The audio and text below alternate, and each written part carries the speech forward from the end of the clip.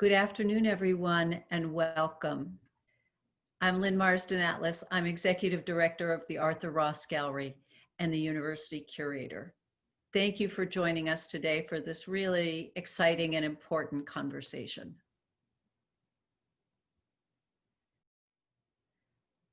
Monuments and Social Justice, our first webinar from the Arthur Ross Gallery, is a discussion on the removal of monuments in the US and abroad as symbols of racism, colonialism, and oppression.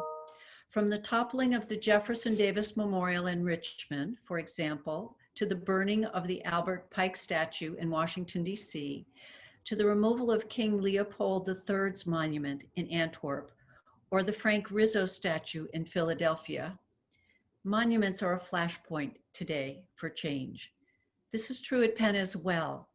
On July 2nd, President Amy Gutmann and Provost Wendell Pritchett wrote, "We are today announcing that a statue of George Whitefield that was erected in the Quad in the early 20th century will be removed from our campus. We make this change after careful consideration of what it means for our campus community, both now and into the future. The case for removing Whitefield is overwhelmingly strong.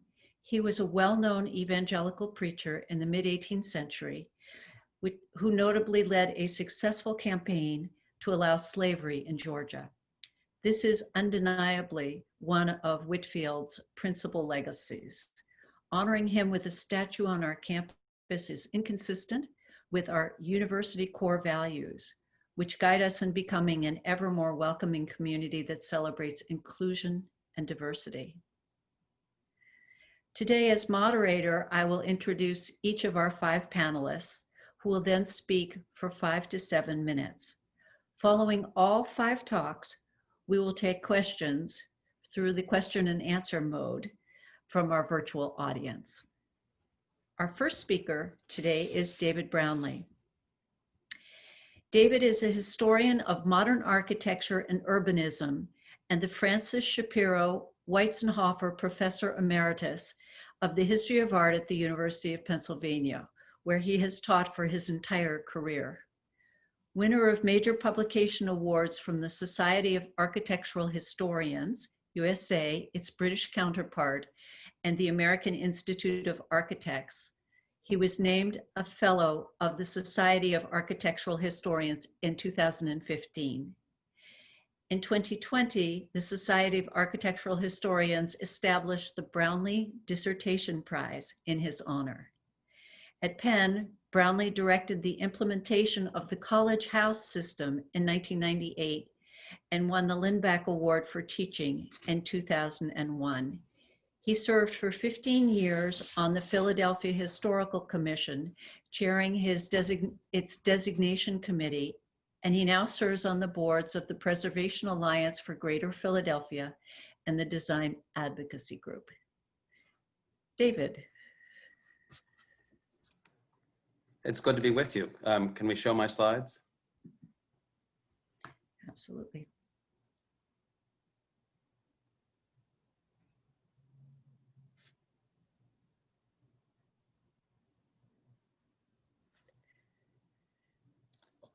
Are my slides being shown? Okay. Here we go.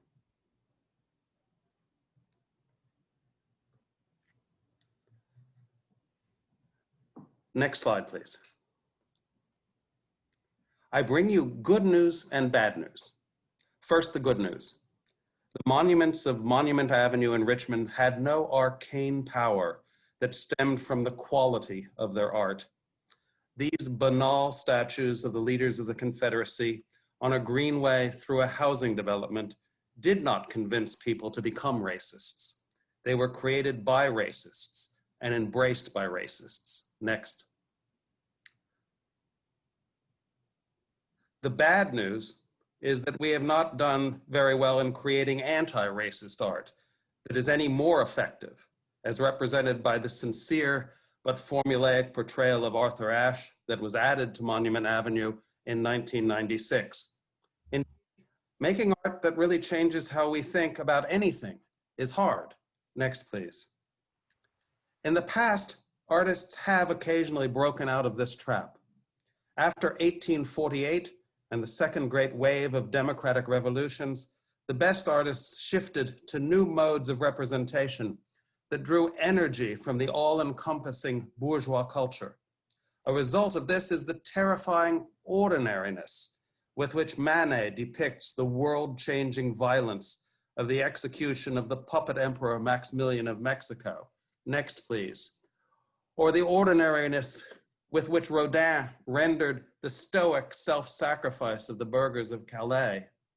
But Rodin was almost unique in winning a place for this new potent kind of representation in the public realm, as proven by the stables full of generals on horseback, including the posse in Richmond, that were created in the years around the turn of the century. Next, please.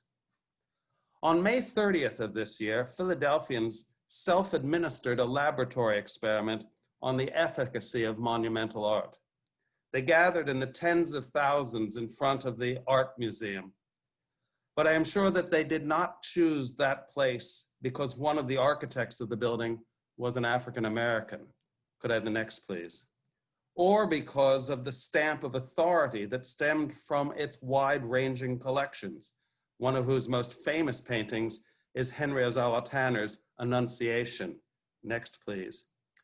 No, they gathered there because they were on the rocky steps, symbolizing anti-establishment achievement.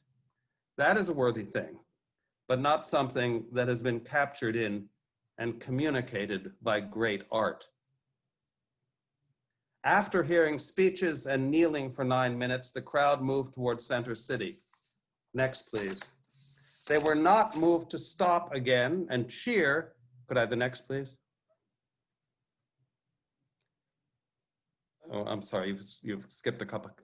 Could I have, they were, next, please.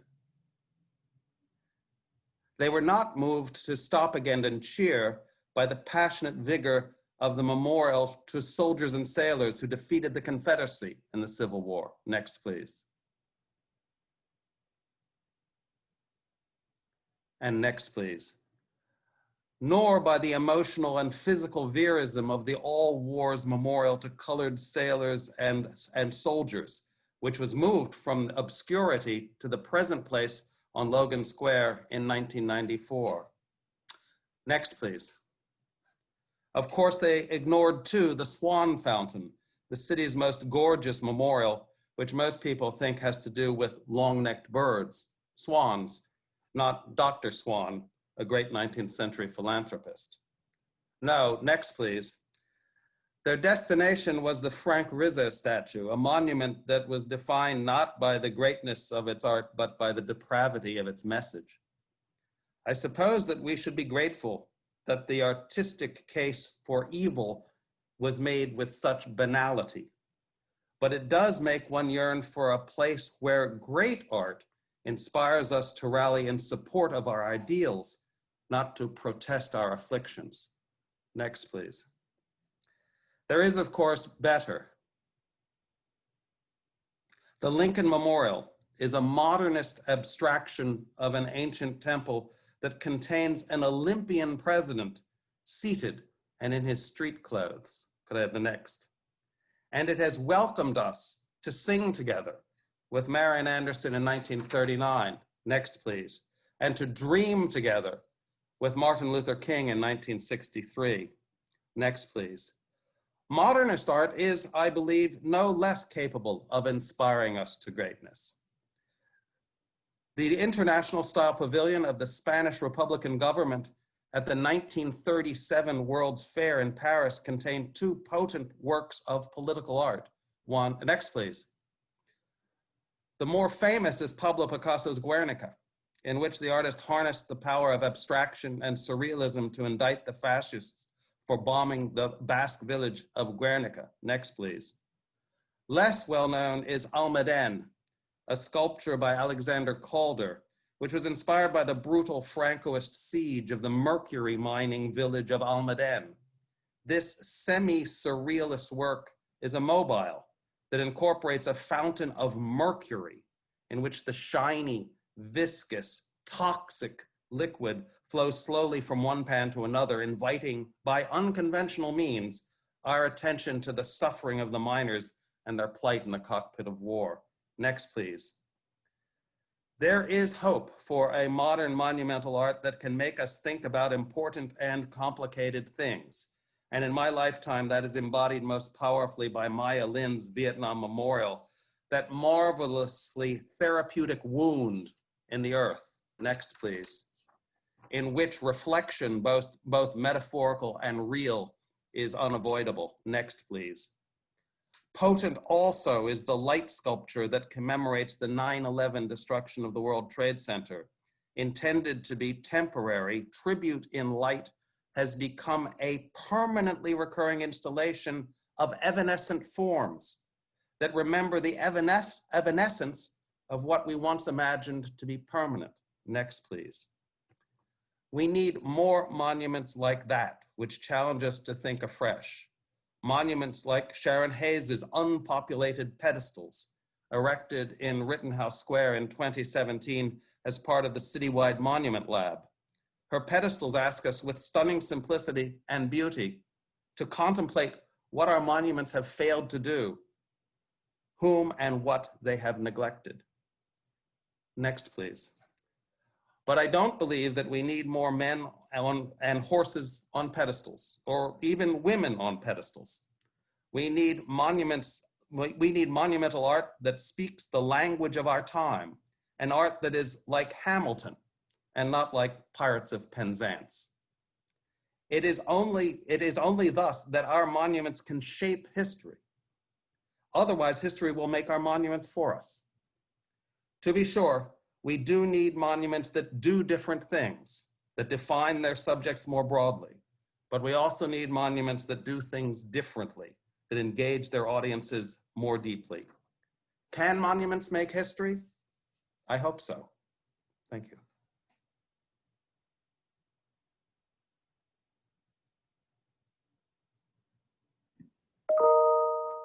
Thank you, David.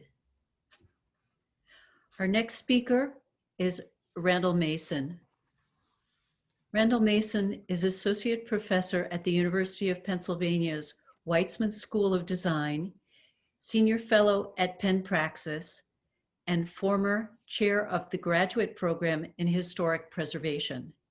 His scholarly and professional work addresses conservation, planning, and public space issues, working with organizations including the Getty Conservation Institute, the William Penn Foundation, City of Philadelphia, National Park Service, and the government of Rwanda. He is educated in geography, history, and urban planning with a PhD from Columbia University. As of this fall, he is founding faculty director of the Weitzman School of Design Center for the Preservation of Civil Rights Sites. Randy. Thank you, Lynn. If I could have the first slide. It's really an honor to be among my fellow panelists and privileged to join this conversation. And even though I have the misfortune of following Professor Brownlee and his fantastic overview. So I think we all appreciate that we are all in a profound moment of cultural conflict. I won't call them culture wars because that makes it seem a little bit more grand than I think we should engage with. But we're certainly playing out this cultural conflict of the moment in and around and with our built heritage. And that, I think, makes it really exciting to be a professional working in this realm. Rightly, we are reckoning with places like the Columbus statue in Marconi Plaza that you see here. We're reckoning with them as works of art, talking somewhat about their production, more about their reception, as David very wonderfully put it, thinking about them, their effectiveness as works of art. We are debating their visibility or invisibility. We are debating the geography of public space as we do that. And we are, in effect, debating and rearranging these material representations of our collective memory which is by its very nature a very fraught thing. The public is not a settled, quiet, gentle phenomenon. It's always chaotic in some respect. It's always fraught in some respect. It's always political in fundamental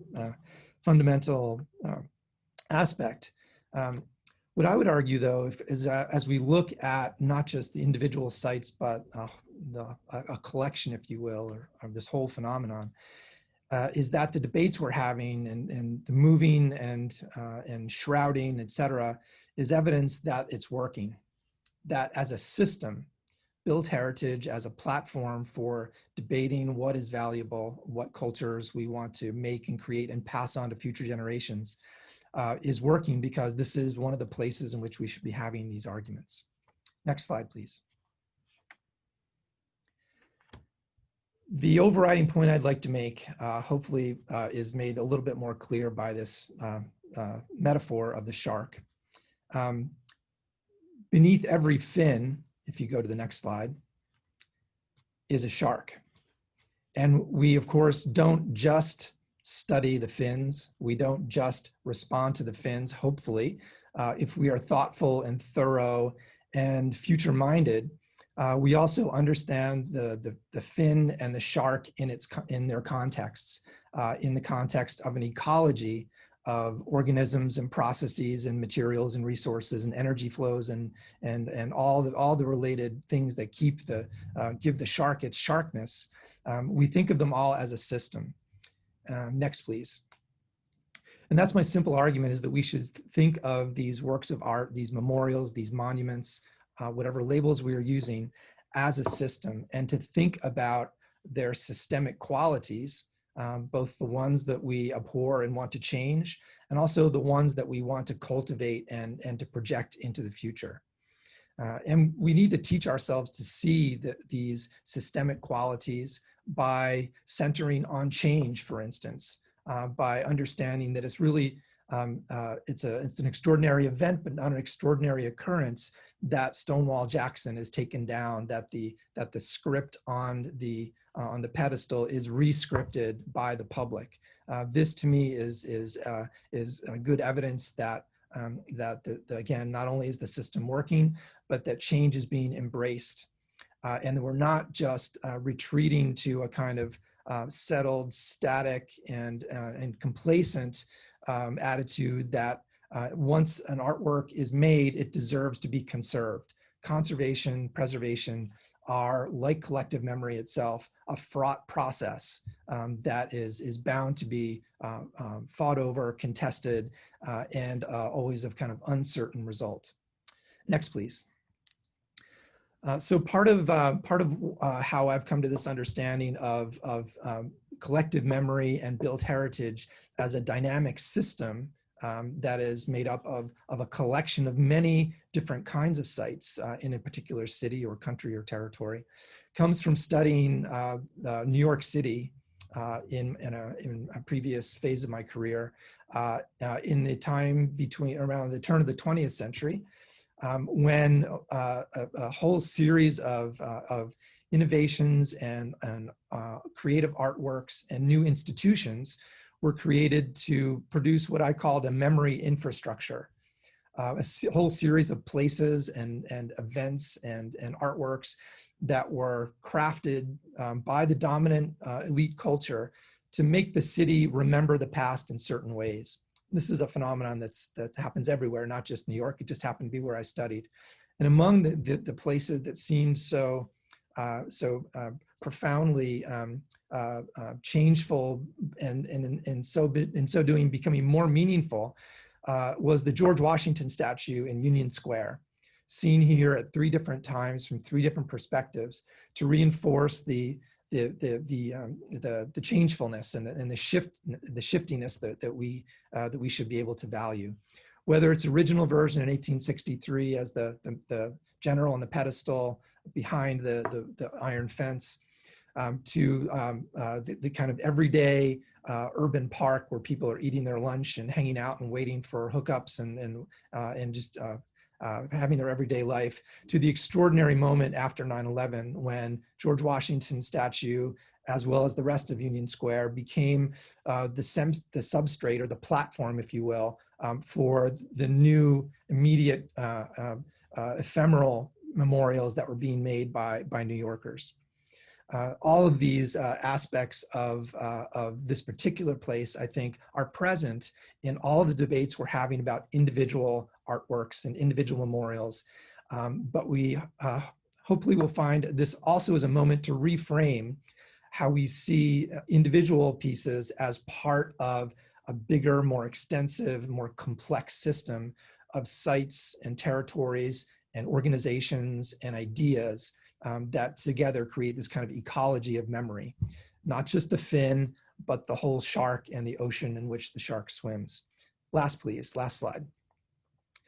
So another of the inspirations that I drew on from New York was the work of a great antiquarian and collector and architect named Isaac Newton Phelps Stokes, who, among other things, created this multi-volume iconography of Manhattan, in which, in volume 3, he tried to map the memory infrastructure, the changing landscape, the old buildings, the sites of events past, as well as the infrastructure that was being built in the early 20th century, museums, monuments, memorials, revival architecture, and other pieces that together created this memory infrastructure that today New York still inherits and adjusts and appeals to in those moments where the stress of modern life compels the population to delve into memory and commemoration. So with that, I will end, and thank you, Lynn, for the chance to give a talk. Thank you so much, Randy. This is really wonderful to hear. Our next speaker today is Patricia Wilson Aden, who brings over 3 decades of experience as a senior executive in nonprofit management to her position as president and CEO of the African American Museum in Philadelphia. Prior to joining AAMP, Aden led local, regional, and national nonprofit organizations, including positions as the executive director of the Rhythm and Blues Foundation, director of the Mid-Atlantic Regional Office of the National Trust for Historic Preservation, and president of the Preservation Alliance for Greater Philadelphia. She began her career in Washington, D.C., where she served as the executive director of the DC Preservation League, as well as other leadership positions.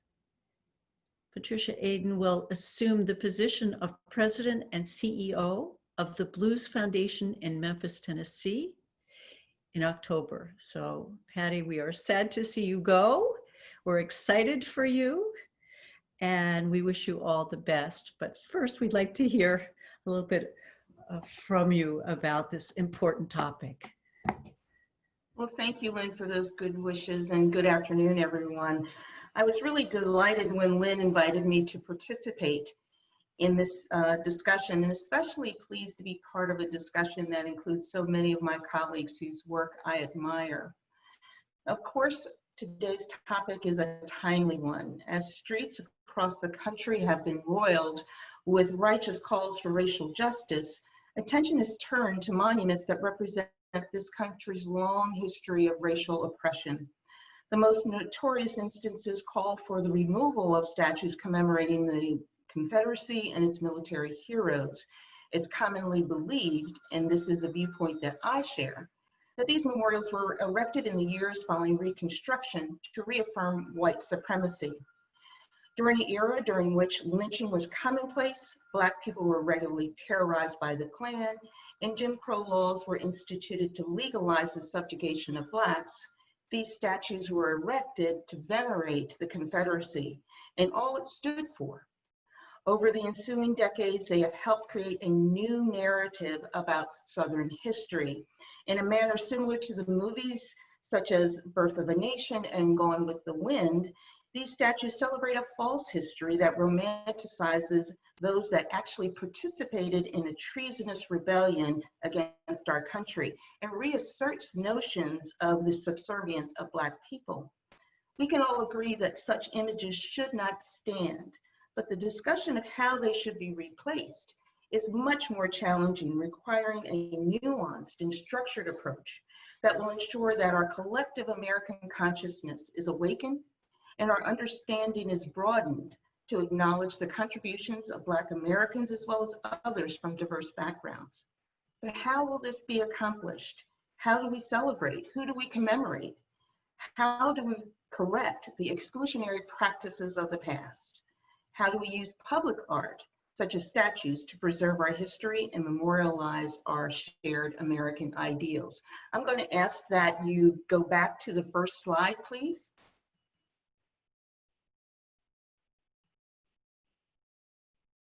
So this is a quote from our friend Penny Bach of the Association of Public Art. This quote provides what I believe is the most eloquent definition that can also serve as a constructive directive as we approach this difficult discussion. To quote Penny, "Public art is a reflection of how we see the world. The artist's response to our time and place combined with our own sense of who we are. Public art is a part of our public history, part of our evolving culture, and our collective memory. It reflects and reveals our society and adds meaning to our cities." Next slide, please. So first, let's acknowledge that public art can and has been used to influence and even manipulate our collective memory. The most obvious and successful instance was the campaign by the Daughters of the Confederacy to commemorate the Lost Cause, an ideology that holds that the cause of the Civil War was just and it was an heroic effort to preserve the virtues of the antebellum South. The result of this successful campaign was the erection of over 2,000 statues and memorials to the Confederacy that now proliferate in town squares and main streets across the country. Most have been and continue to be maintained with public dollars, the taxes paid by citizens like you and me, Black and white. Richmond's Monument Avenue is perhaps the most obvious example of the veneration of the Confederate cause. Monument Avenue once presented 5 statues honoring the Confederacy, all erected during the era when Jim Crow became law, and there was a concerted effort to subjugate African Americans. The first was the towering Robert E. Lee Memorial installed in 1890. Now, it's important to note that Confederate statues are not the only examples of the ways monuments are used to perpetuate derogatory characterizations and images that we find offensive today. Next slide, please. There's the image of the virtuous and benevolent white person who is depicted as the savior of Black people. In this image, this is a statue entitled Emancipation. President Lincoln is depicted as freeing an enslaved Black man. The image of the Black man as supplicant with no agency in his own freedom is perpetuated. Now, it's ironic that this monument was funded by former slaves in 1876. But I would argue that this image is problematic when viewed through an image of today, or the lens of today. Next slide, please. In this statue of Theodore Roosevelt, and this is a statue that has been the subject of recent controversy, we see a hierarchy of power with African and Native Americans portrayed as noble savages. This is the notion of white supremacy, literally etched in stone. So as we course correct and present a more accurate and inclusive history by removing offending statues, replacing them with others, reinterpreting statues, how do we use public art to achieve an edifying and unifying narrative? The artist Kande Wiley has responded. Next slide, please. By offering an equestrian statue of a young Black man designed to be in dialogue with the Robert E. Lee statue, a clear counterpoint to not only the image of Lee as a hero, but also as a rebuke to the veneration of the lost cause. Next slide, please. Much of the discussion has focused on who should be memorialized. Certainly in a majority-minority city like Philadelphia, there should be affirmative steps taken to erect statues of African Americans like Octavius Catto and others that not only represent our history, but embody our values of freedom, public service, and heroism. I think it's interesting to note that in this instance, there is a Black man depicted in an energetic, muscular way, striding forward. This is certainly a counterpoint to the images that we've seen in the past. I suggest we also consider erecting memorials that tell us the where and the why of our history. This site-based approach would serve to highlight places in our history of great local and national consequence. The significance of these well-researched sites would be unassailable even as future generations recalibrate what they deem to be worthy of memorialization. Individually and collectively, the sites will expand our understanding of true history by representing undertold stories. Let me share an example. In the 17th century, Philadelphia served as the region's primary port for the importation of enslaved Africans. Thousands arrived in Philadelphia to be sold and then transported to locations throughout the region. Many were placed upon a platform and auctioned at the London Coffee House at Front and High Streets, what is now Front Market in Philadelphia. There they began a grim future of enslavement. Now, few people know that this critical aspect of our city's early economy took place in Old City, and fewer contemplate the reality of slavery as they enjoy a stroll through Old City. If we could erect memorials to Christopher Columbus, who never set foot in North America, let alone Philadelphia, shouldn't we recognize the true yet harsh history of Philadelphia as the port of entry for untold numbers of Africans facing slavery? This country's national narrative requires a more inclusive vision of our shared history. Monuments should acknowledge undertold or purposefully excluded stories, provide a counterpart to biased narratives, educate and inspire the public, and support the accurate, inclusive representation of our history. Thank you.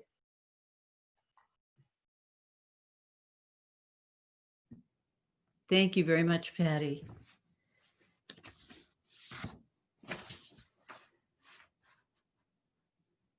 Our next speaker is Sharon Hayes. Sharon is a multimedia artist based in Philadelphia, primarily working with video, installation, and performance. Her work interrogates history, politics, and speech to develop a new representational strategies for investigating the present moment as one that reaches both backwards and forwards. Hayes has had numerous solo exhibitions, including at the Moderna Museet in Stockholm, the Andrea Rosen Gallery in New York, the Tanya Leighton Gallery in Berlin, the Whitney Museum of American Art, New York, the Museo Nacional Centro de Arte Reina Sofia in Madrid, and her work has also been exhibited at the Venice Biennale, the Museum of Modern Art, and the Solomon Guggenheim Museum. She's the recipient of many awards and grants, including a Pew Fellowship, a Guggenheim Fellowship, the Albert Award in Visual Arts, an Anonymous Was a Woman Award, and the Louis Comfort Tiffany Foundation Fellowship. Currently, she is a professor in the Department of Fine Arts at the Weitzman School of Design. Sharon. Thank you, Lynn. And thank you also to Suzanne for making all of this possible, the hand behind the slides. And also to my fellow panelists. It's a real pleasure to join this conversation with you. And I feel incredibly grateful to those who have preceded me, who have set a really, really thick and complex ground for me to contribute, to which I can contribute. Suzanne, you can go to the next and just hold there for a moment. So what I want to do is to talk about the piece that I contributed to the 2017 citywide exhibition in Philadelphia monument lab, which is called If They Should Ask. And I consider that piece a temporary monument rather than a public artwork. And I can talk a little bit in the discussion about why that distinction is important to me. But I want to talk about the piece as a way to offer, by anecdote, a simple but what I think of as very profound revelation that I had working on the piece about gender and how gender operates. And again, many of those who have spoken before have laid a good ground for this. You can go ahead, Suzanne. So the beginning question of Monument Lab that I was invited to consider as an artist participating is, what's an appropriate monument for the city of Philadelphia today? What is inescapable as one travels around the city to look at the monuments that populate our streets is the multiple exclusions. And as I was considering those questions, it became obvious to me that I needed to change the way that I thought about gender. In some ways, my first approach to thinking about why there are so few monuments to women in the city of Philadelphia is to think that it is a product or a symptom of a set of conditions about political power, economic power, and in some ways to say that women are excluded and African Americans are excluded and Latinx contributors to our city's history are excluded, indigenous historical figures are excluded because they did not have political power at that moment. When you dig into, as many of you all in the conversation have, dig into the history of monuments in the US in particular, women show up, white women, as very powerful figures in the fundraising and the erecting of monuments across our cities. And that then asked me to reevaluate how I understand gender operating in the space of the monument. So rather than look at it from a point of exclusion, I then had to look at the role of inclusion. Who is included in these monuments and what is that about? And to examine, in that sense, the production of gender through the monument. So in this space, there are really important sort of characteristics of a monument that end up being elevated, that of a single figure, that of a white figure, that of a male figure, that stands in, as it were, for the figure of civicness, or the figure of politics, or the figure of economic, religious, cultural contribution. What became interesting to me then is to try to understand from that point of view, what are the exclusions? Why are women not recognized in monuments across the city? And there were several things that started to reveal themselves. One has to do with the elevation of singular contribution. And here you're seeing some historical markers, as Randy pointed out, part of a kind of system of historical marking across the city that monuments are in collaboration with. And in this one in particular, the Philadelphia Female Anti-Slavery Society, you can just hold on it for a second, Suzanne. This is an instance where the Female Anti-Slavery Society was founded by about 18 women, not just Lucretia Mott, who is cited in this narrative as the founder. And many of them were members of the free Black community. So the Fortin sisters, Margaretta, Sarah, Harriet, their mother Charlotte, Grace Bustiel Douglas, Sarah Mapps Douglas, Hetty Reckless. Part of this collective project asks or demands something outside of the genre of the monument. And again, that's not just a problem of form, but it's about what the monument is being put into the service of, which again is to conduct, in my mind, a figure, a body for the state, for the culture, for the nation, and in that sense to produce a kind of body for a white patriarchal system. You can keep going. Another space of obstacle is the very process that monuments claim to be a part of themselves, which is the recording of history or the marking of history or the capturing or venerating of a historical moment. And when you look through at historical narratives, again, that fall outside of a white patriarchal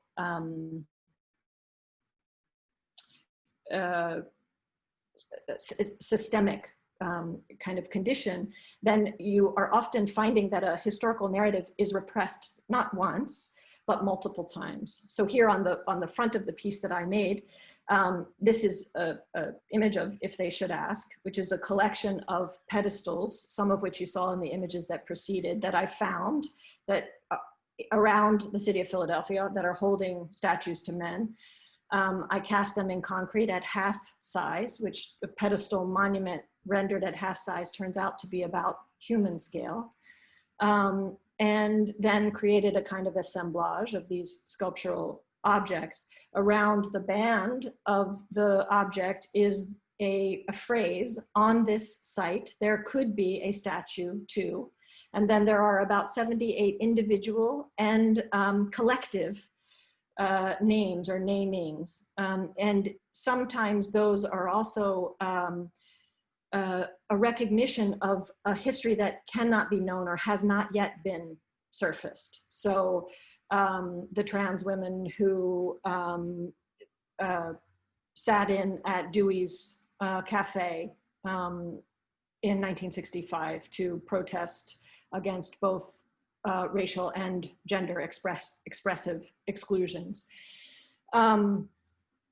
And the other thing that became interesting to me, again, about these, the production of gender inside of the monument, is that it does open up this question that David so astutely points out, which is to say, how do we recover what has not been recognized? So part of the process of working on the piece led me into this very deep and rich field of all of the many women and collectives of women who contributed to the social, spiritual, religious, cultural, economic, political life of the city of Philadelphia. And to forward those figures into the form, the sort of celebrated form of a single figure, felt to me fundamentally to avoid the problem of the exclusion that form is meant to and invested in producing a white male figure. So in that way, I was interested in leaving the pedestals. You can hold here for a second, Suzanne. Suzanne, I was interested in leaving the pedestals open so that they can also become a present moment stage, so that they can be both open to occupation, and that occupation is not something that I'm determining or shaping or sculpting, but that it's happening fluidly throughout the time that the object is in public space. What I find interesting about that is, rather than to stage white supremacy or to stage a kind of patriarchal state, the pedestals are open for the vastness and the breadth of the landscape of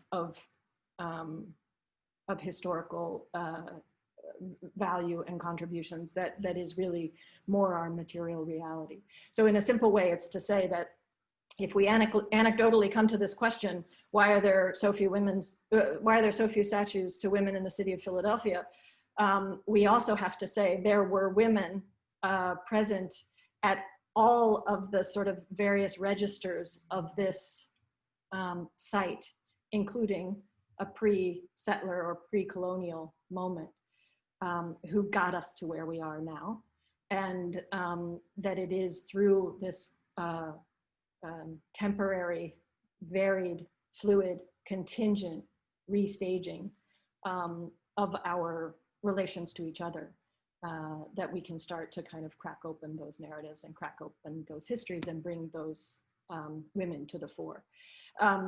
Sorry, one other piece that I had meant to say is also that the category itself of gender becomes an obstacle to an obstacle to recognizing women inside of this form. It is to say, well, who counts as a woman and who doesn't count as a woman? And that is also a space in which I think monuments and our work on monuments needs a kind of open resistance, an open resistance to affirming or boxing in the very categories that we're trying to break down and break apart. So the last slides here are just 4 slides that I thought I would throw in, given what other people are talking about from a recent trip to Richmond to work on another project. And these are the pedestals or the remnants of the four of the 5 lost cause monuments that have been removed. What I thought was interesting in looking at some of the other images is not only to say that the reclaiming or the liberation of these sites, which some in Richmond in particular with Lee Circle, which is about to come, have considered this a liberated site, renamed Lee Circle, which this is an image of, renamed this Marcus David Peters Circle after an African-American man from Richmond who was killed by the police. So not only is the space, reclaimed space, but it is in and moving production that even now, I went back more recently and there is an active movement between interventions made, covered over, remade. And for me, this is the vibrancy of our publicness, and this is the vibrancy of our public encounters with each other, and the fluidity and temporality of these resistances and interventions is, for me, the best place we can turn with monuments, to fluidity and away from stasis. Thank you. Thank you, Sharon. And thank you especially for those images from Richmond of the pedestals, as well as your insightful talk. Our last speaker today, Ken Lum. Ken is an artist, best known for his conceptual and representational art in a number of media, including painting, sculpture, and photography. His art often deals with how meanings are assigned to images, texts, and objects based on cultural, racial, and social codes. A longtime professor, he is currently Chair of Fine Arts at the University of Pennsylvania's Weitzman School of Design.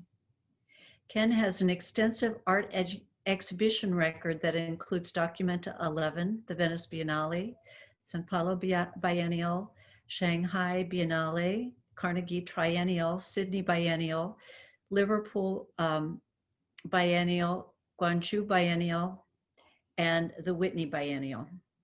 Solo exhibitions include the CCA Wattis Institute for Contemporary Arts in San Francisco, the Kunstmuseum Luzern in Luzern, Switzerland, Witte de Witt Center for Contemporary Art in Rotterdam, and the Vancouver Art Gallery.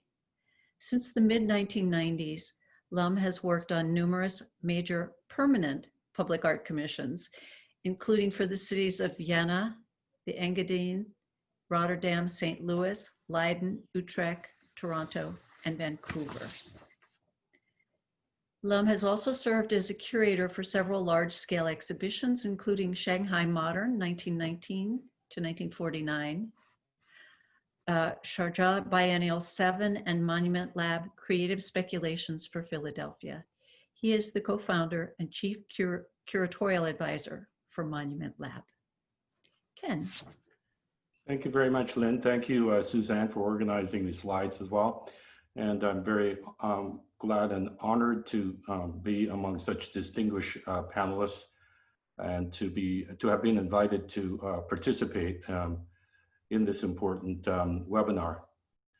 Okay, maybe we can go to the first. I don't have any images. What I proposed to do was to speak about, as a public artist myself, I've engaged in public art, but I also teach a class at Penn on spatial production, how space is actually produced, what are the contradictions in terms of the constitution of space, and so on, and the effects of space in terms of regarding identity formation, community formation, and so on.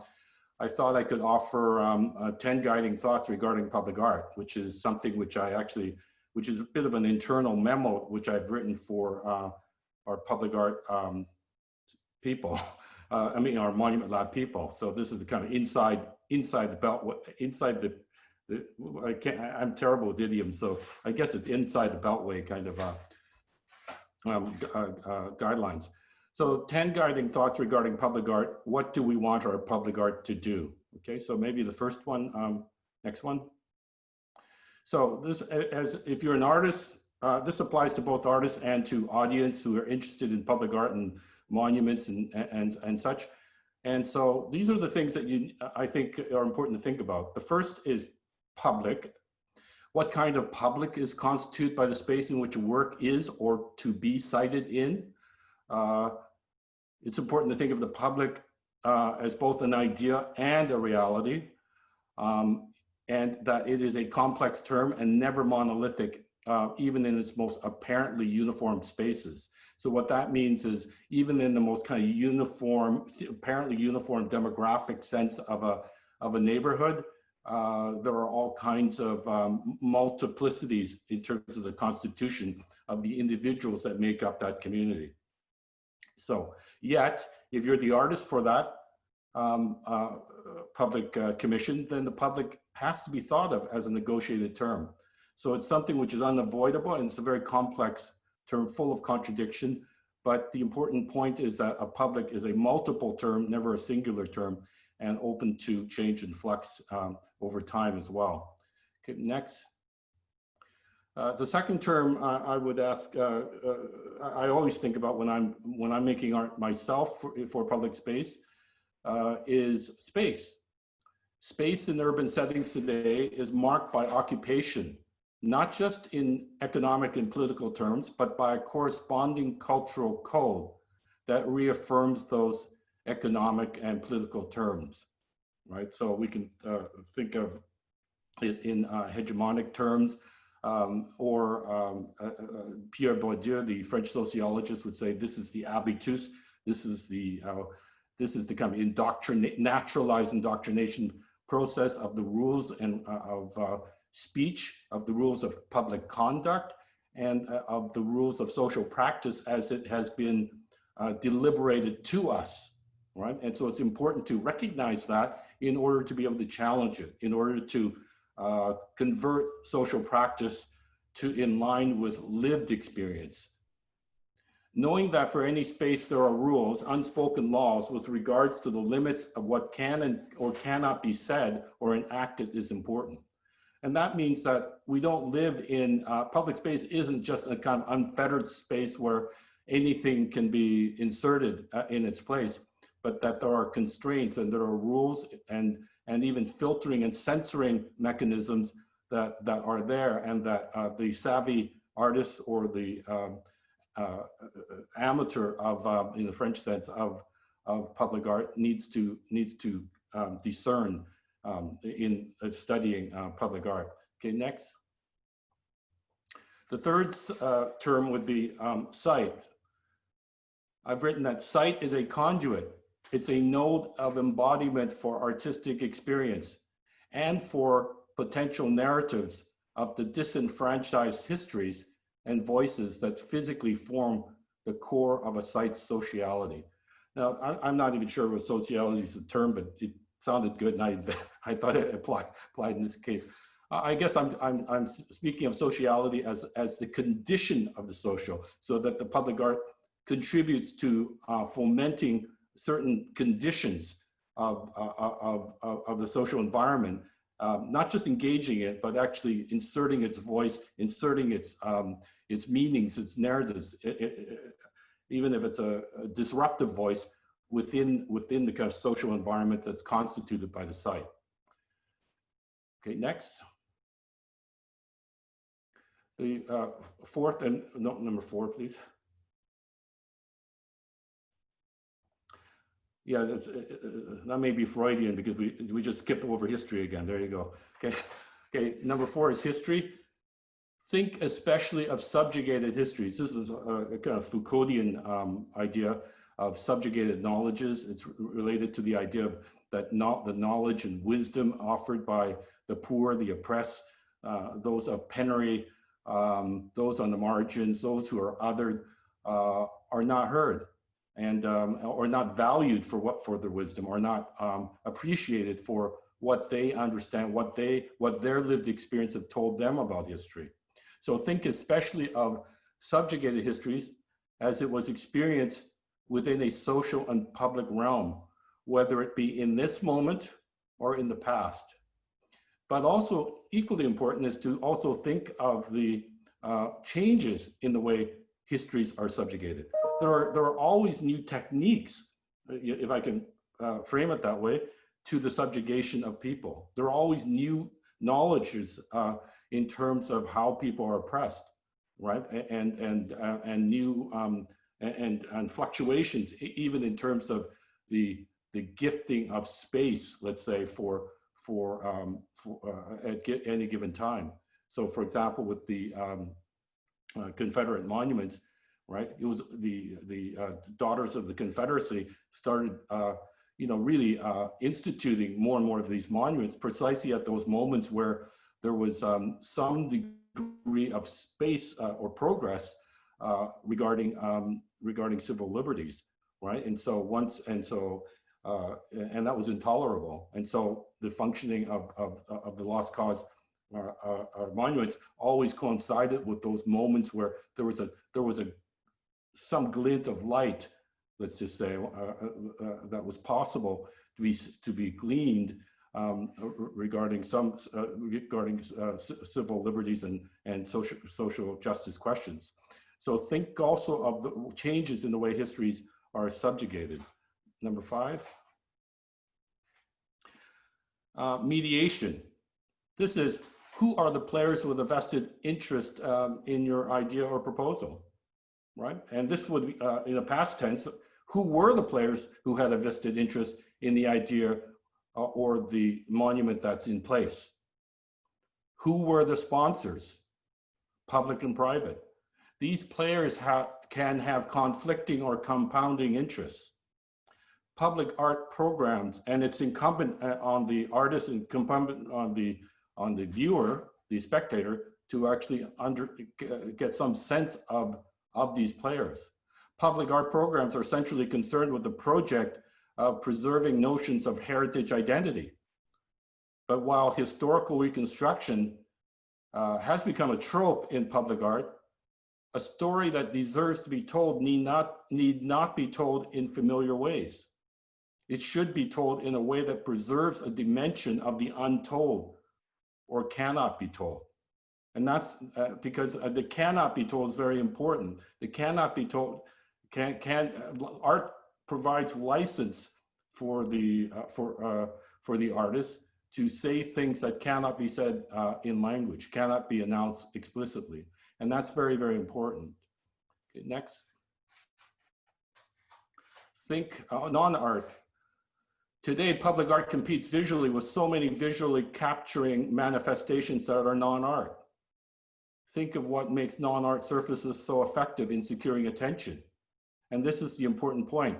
How closely does the public art that is being proposed, or how closely does the public art that you are examining, that exists already, align with non-art spectacles? Because it's important to make that distinction, that as a public art, you are not making things in line with non-art spectacles. It should have a different character. And I would submit that the territory of art is to unsettle, something which most non-art manifestations do not do. Number 7. I tried to find a more succinct title for this, but I didn't know how to do it. Public art without administrative purpose. Think of public art that can get outside the realm of institutionalization, that returns public art to some notion of the sacred. Now, when I say the sacred, it usually, suggests some religious element, but that's not what I mean. I mean it more in terms of a kind of embodying or spiritually affective sense than in any religious sense. And so that returns public art to some notion of the sacred, one that is connected to everyday space and time, to the quotidian, to real lived experiences of the everyday, to everyday ritual. Thinking of public art in this way can interject the idea of public movement as pilgrimage, as a negotiation between the sacred and the everyday. It is on one's way to work, the person that rides the bus every day and sees that work, that public art exists and it becomes sacred. That is, it becomes capturing, it interpolates the audience member in a truly public sense. Number 8. Disjunction. Think of the idea for the work or the work that exists as a disjunctive force within the semantic field at play in the site. That is, semantic field would be the narrative of the work that's being projected, that's exuding from the work. Think of public art as an indeterminate term that defies being claimed, that plays off the heterotopias of the space. Public art is something shared in time and space, one which necessarily involves the sharing of anxieties. So don't be afraid to think of public art in a way that's counter to the way design teams often are asked to conform their ideas to produce a harmonious kind of landscape or a kind of untroubled integration of their work with whatever developments or geography or terrain of the civic that's out there. Think of disjunction. Okay, next, number 9, please. Action. Think of public art as an activating force relating to memory and the imagination. And in order to do that, that means you really have to investigate the communities around there for the work. You have to, as an artist, imagine your ideal audience, your real audience as well. Think, who is that, right? Have some good predetermined notion of that audience. And then think about the memories at play and how you can compose your work such that brings out those questions of memory and imagination in the most forceful and dynamic sense. Okay, number 10. Absence. Think of what is not there. What does not exist at the site, or more broadly in the social situation at large. There's many things that are absent in American society. You know, there's not universal health care. There are food deserts in many parts of Philadelphia, for example. There's inadequate public transportation for many, many people.